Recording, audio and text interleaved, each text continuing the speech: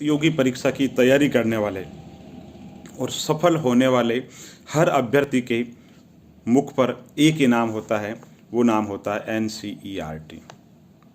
हर जो छात्र सफलता के शिखर पर है वो NCERT का नाम लेता है।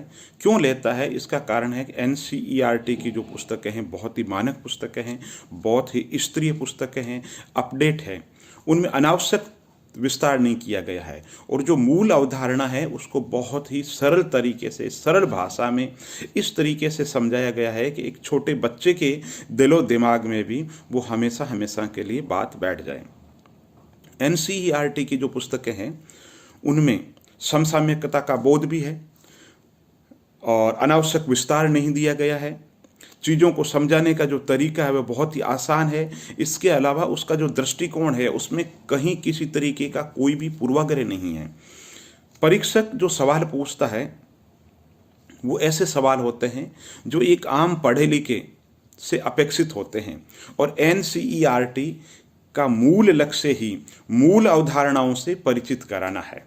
हम भारतीय अर्थव्यवस्था के लिए दुनिया भर की पुस्तकें पढ़ लें लेकिन NCERT से ही मूल प्रश्न पूछे जाते हैं। भारत के संविधान के लिए भी हम कुछ भी पढ़ लें लेकिन NCERT का कोई विकल्प नहीं है। तो दोस्तों NCERT इसलिए पढ़ें क्योंकि आपकी अवधारणा विकसित होगी। प्रारंभिक परीक्षा के लिए वहाँ से प्रश्न पूछे जाएंगे, मुख्य परीक्षा के लिए विश्लेषण क्षमता आपकी बनेगी और साक्षात्कार के लिए आपका उपागम, आपका दृष्टिकोण विकसित होगा जिसमें साक्षात्कार देते समय आपके मन में किसी भी तरीके का कोई पूर्वाग्रह नहीं होगा। जो बात आप कहोगे टू द पॉइंट बात कहोगे, तार्किक बात कहोगे, वैज्ञानिक तरीके से अपनी बात कहोगे।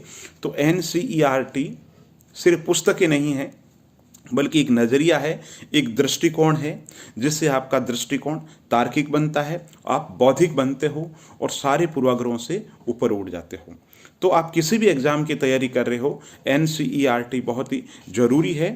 आधारभूत रूप में आप NCERT को मानते हुए अपने नोट्स में अन्य कोई तथ्य अन्य पुस्तकों से जो मिलते हैं, जो फैक्ट मिलते हैं, उन नोट्स के अंदर आप ऐड करते जाइए और NCERT को आधार मानते हुए आप अपनी सफलता का वर्णन कीजिए। और डिस्क्रिप्शन में मैंने NCERT की पुस्तकों के बारे में एक आर्टिकल भी लिख रखा है और नोट्स कैसे बनाएं उस पर भी एक आर्टिकल है, आप ज़रूर पढ़िएगा। Thank you.